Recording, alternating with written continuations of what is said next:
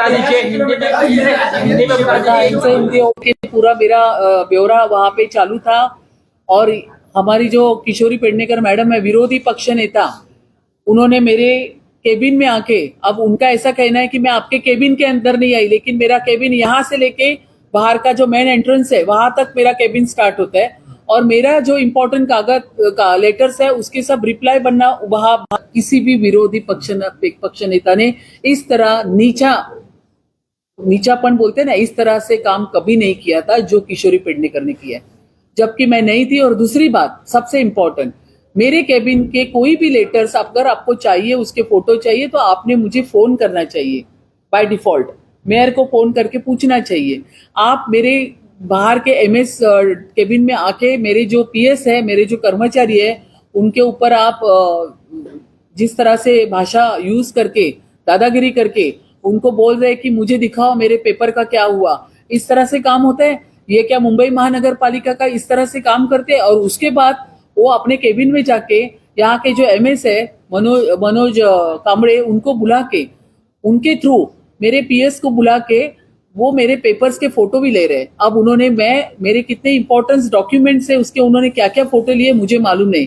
ये बहुत बड़ा ऑफेंस है। उनके खिलाफ मैं पुलिस स्टेशन में और वरिष्ठ पुलिस स्टेशन आजाद नगर मैदान में मैं अर्जी दर्ज कर रही हूँ कि ये जो इस तरह से इन्होंने मिसकंडक्ट किया, मिसबिहेवियर किया, इसके ऊपर पूरा इंक्वायरी लगना चाहिए।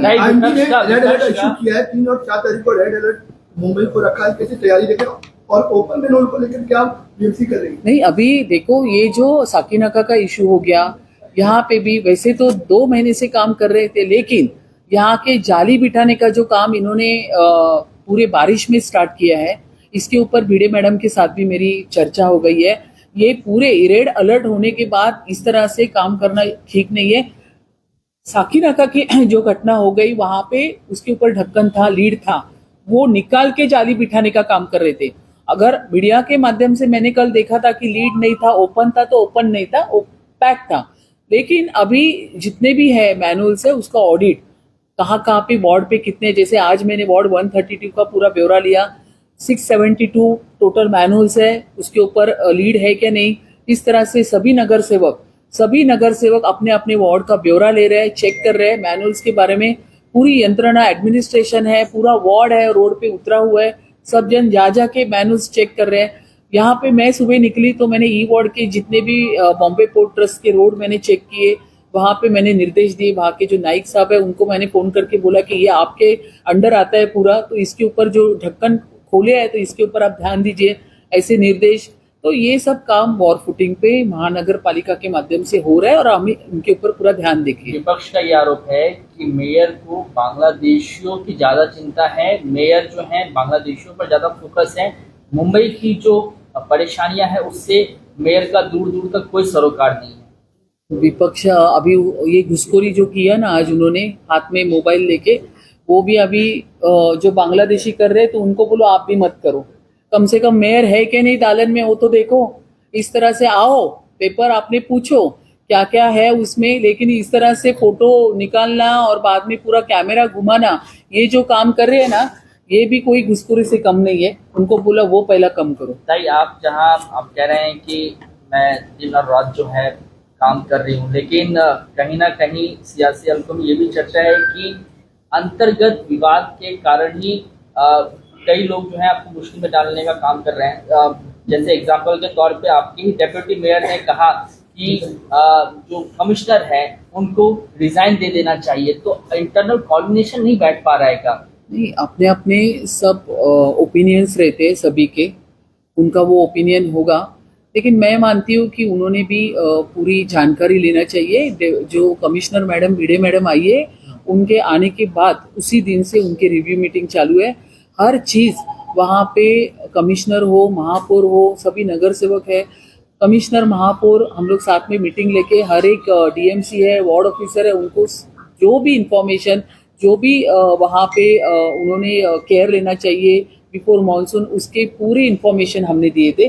वो उनको नीचे जाके काम करना चाहिए। इस तरह से कमिश्नर मैडम ने भी अपने अपने मीटिंग्स लेके, और नॉट ओनली मीटिंग्स, इवन वो वहाँ पे एरिया में जाके उन्होंने काफ़ी जगह पे विजिट भी की है। तो अगर डिप्टी मेयर ऐसे कहते तो उन्होंने पूरी जानकारी लेके स्टेटमेंट करना बतौर चाहिए। मेयर ऋतु जी ये इंश्योर कर रही हैं मुंबईकरों को कि अब से जो है भविष्य में मुंबईकरों की जान नहीं जाएगी, क्योंकि जिस तरीके से 3 दिन में 2 हादसे हुए, किरकिरी जो है चारों तरफ हो रही है। ऋतु जी बिल्कुल, मैं एज अ मेयर ये बहुत मतलब मैंने कंटिन्यू मेरा प्रशासन के साथ में बात चल रही है, बीडी मैडम के साथ बात चल रही है, हर एक डीएमसी के साथ में बात कर रही हूँ कि ये जो आप सबसे इम्पोर्टेंट तो मैं ये कहना चाहूँगी, ये बारिश का मौसम है, हमको केबिन में बैठ के आदेश नहीं देने, इन्फॉर्मेशन को एक दूसरे को देनी नहीं है, हमको बाहर उतर के काम करना है। हर एक गली, हर एक चौराहे पे जाके आप लोग जाके देखो, हर एक बिल्डिंग के अंदर भी जाके देखिए कि वहाँ पे भी क्या स्थिति है, ना पेड़ की है या मैनुअल्स की है। ये सब एज अ मेयर मैं सभी प्रशासन को निर्देश देती हूँ। मेयर करके मैं भी दे रही हूँ, डिप्टी मेयर करके घाड़ी साहब भी दे रहे हैं, सभी नगर सेवक भी दे रहे हैं और कमिश्नर मैडम भी दे रहे हैं। तो मैं चाहती हूँ कि इसके आगे इस तरह से घटना नहीं होनी चाहिए, इसकी हम लोग पूरा उसका केयर ले रहे हैं। अंत में मुंबईकरों के लिए क्या सलाह है आप? देखो, इतना मैं तो जरूर कहना चाहूंगी कि हम हमारा काम जरूर करेंगे एज अ मेयर, प्रशासन, कमिश्नर, लेकिन बिना अगर काम है तो ही निकलो, बिना काम के अगर रेड अलर्ट है तो कृपया, अगर काम नहीं है, देखो मैं ये बहुत गंभीरता से कहना चाहूंगी कि काम नहीं है